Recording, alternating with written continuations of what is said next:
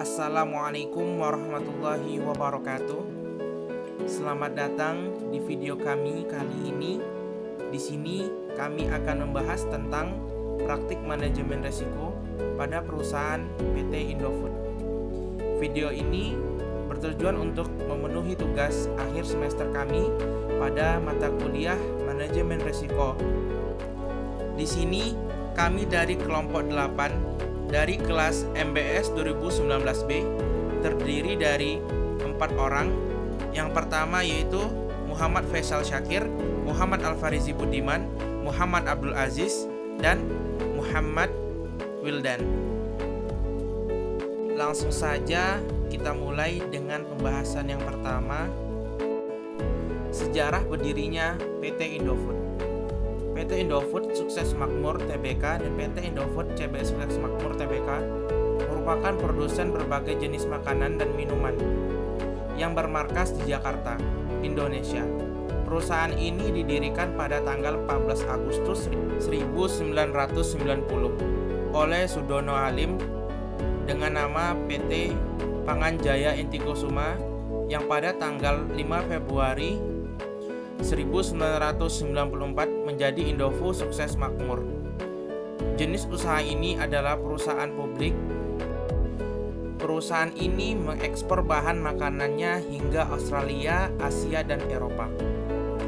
Pada tahun 1994, terjadi penggabungan beberapa anak perusahaan yang berada di lingkup Indofood Group, sehingga mengubah namanya menjadi PT Indofood CPB Sukses Makmur Tbk yang khusus bergerak dalam bidang pengolahan mie instan. Divisi mie instan merupakan divisi terbesar di Indofood dan pabriknya terbesar di 5 kota, di antaranya Medan, Pekanbaru, Palembang, Tangerang, Lampung, Pontianak, Manado, Semarang, Surabaya, Banjarmasin, Makassar, Cibitung, Jakarta, Bandung, dan Jambi. Sedangkan cabang tanpa pabrik yaitu Solo, Bali, dan Kendari. Hal ini bertujuan agar produk yang dihasilkan cukup didistribusikan ke wilayah sekitar kota di mana pabrik berada, sehingga produk dapat diterima oleh konsumen dalam keadaan segar serta membantu program pemerintah melalui pemerataan tenaga kerja lokal. Lanjut ke pembahasan selanjutnya yaitu faktor pendorong perusahaan menggunakan manajemen risiko. Risiko bisnis yang dihadapi oleh PT Indofood Sukses Makmur Tbk dipengaruhi oleh beberapa faktor. Jenis risiko yang pertama adalah risiko murni.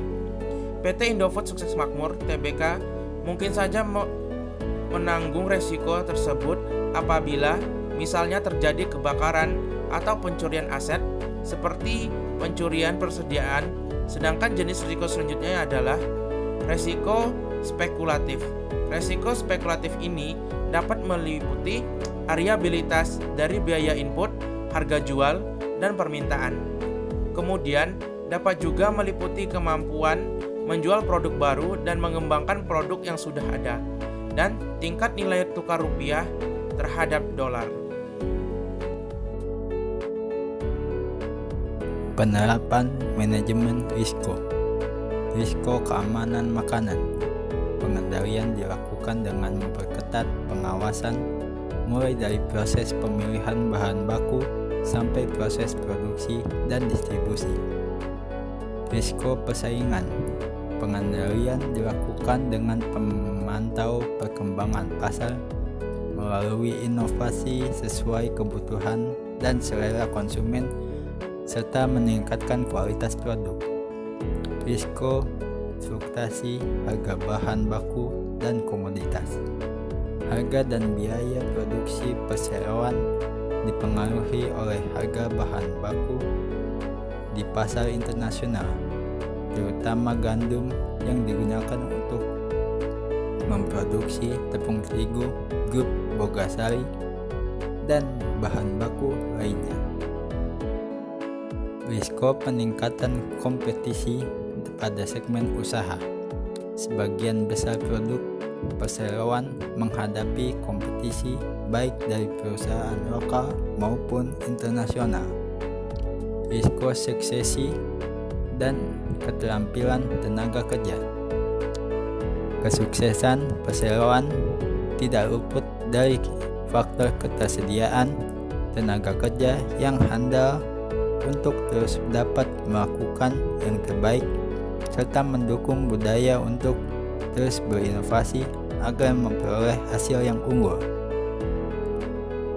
Risiko bencana alam atau iklim dan cuaca ekstrim. Secara geografis, fasilitas perseroan berupa kantor, pabrik, perkebunan, dan gudang distribusi hampir seluruhnya berlokasi di Indonesia, yang berlokasi di Pulau Jawa, Sumatera, Kalimantan, dan Sulawesi.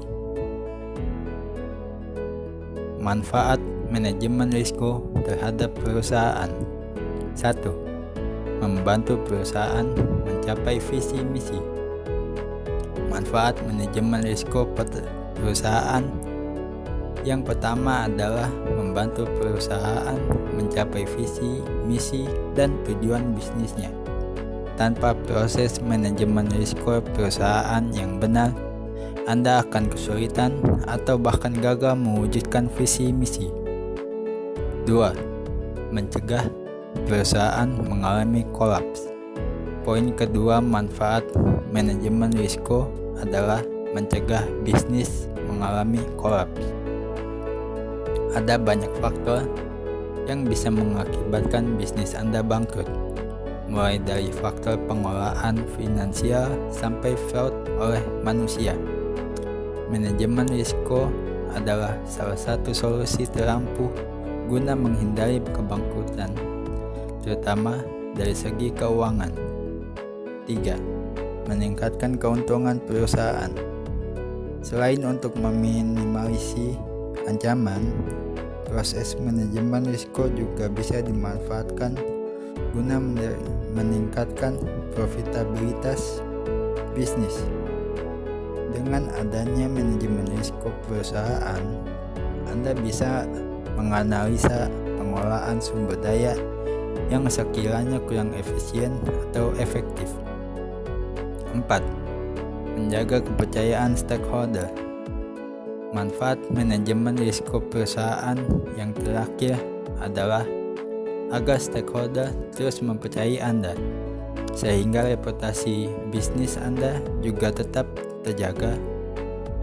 Jika perusahaan Anda terbukti punya nama baik di mata stakeholder, akan lebih baik lagi banyak lagi stakeholder datang pada Anda untuk memulai kerjasama. Faktor penerapan manajemen risiko.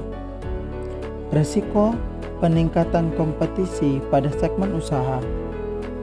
Untuk melanjutkan sukses dan mengurangi risiko tersebut, perseroan senantiasa mengikuti dinamika perkembangan pasar, meluncurkan produk yang sesuai dengan kebutuhan dan selera konsumen, melakukan inovasi secara berkelanjutan untuk menghasilkan produk unggulan baru, mempertahankan dan meningkatkan kualitas produk, melakukan kegiatan pemasaran yang tepat sasaran, dan menerapkan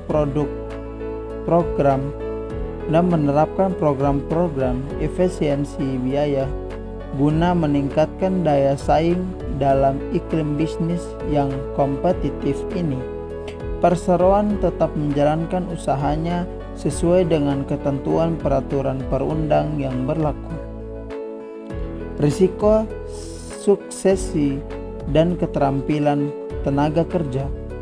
Untuk mengurangi risiko ini, perseroan melakukan kegiatan pengembangan karyawan berkelanjutan serta program pelatihan profesional baik internal atau eksternal.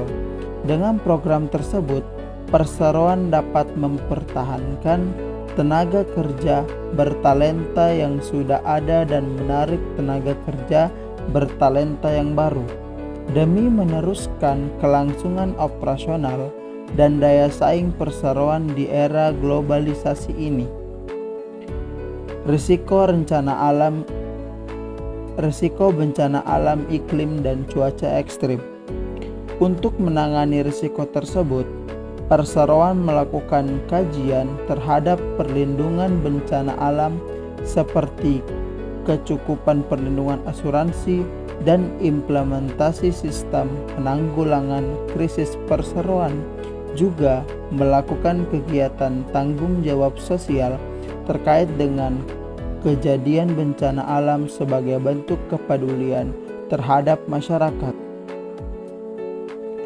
Risiko keamanan pangan. Untuk mengurangi risiko ini, perseroan melakukan proses kontrol dan berkesinambungan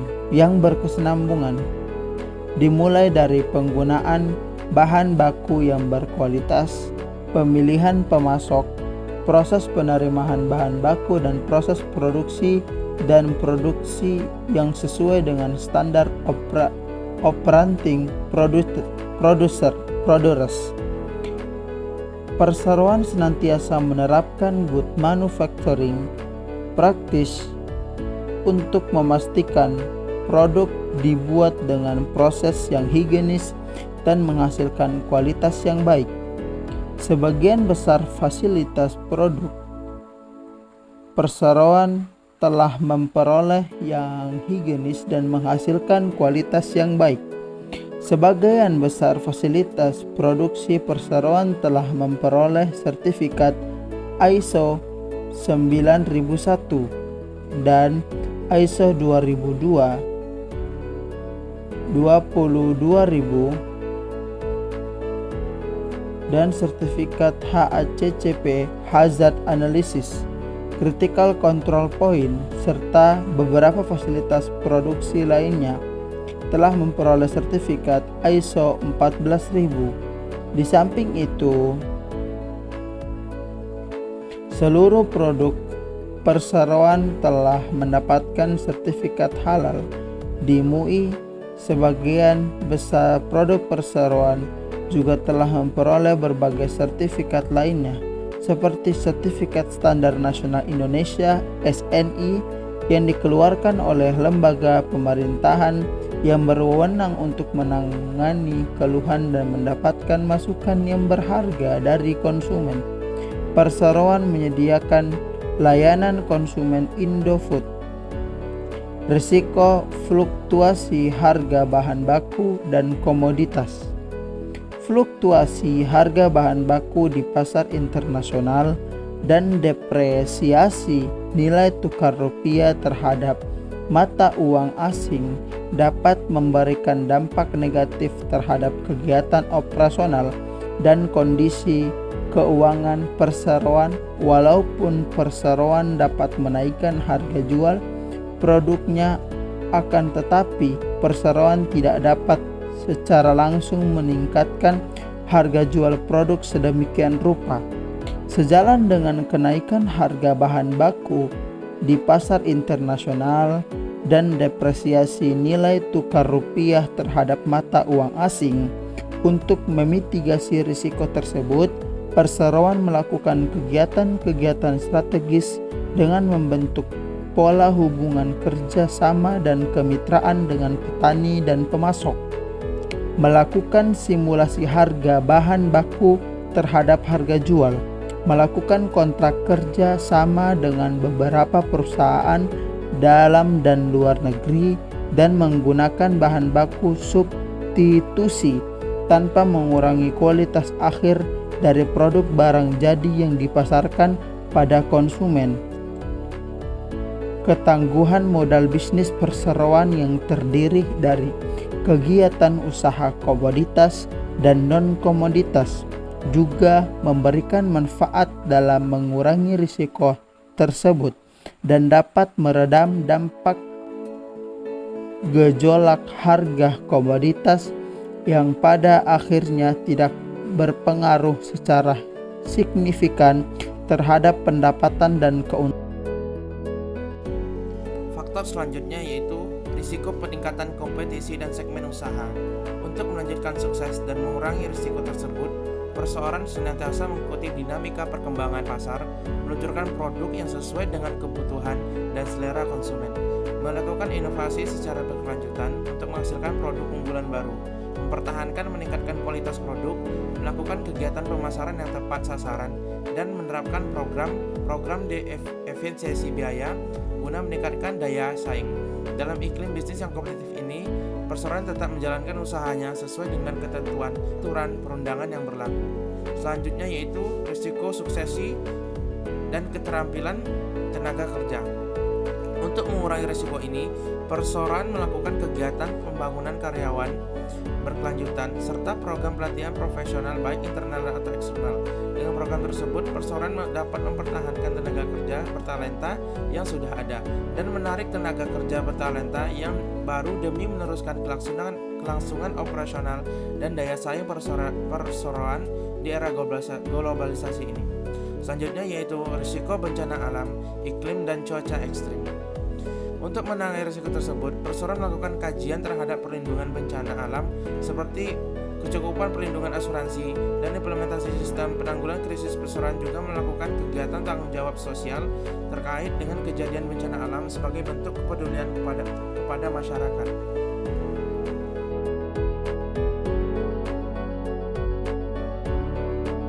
Kesimpulan, pembelajaran yang dapat diambil dalam penerapan manajemen risiko dalam suatu perusahaan manajemen risiko adalah hal yang sangat penting yang harus ada dalam aspek perusahaan.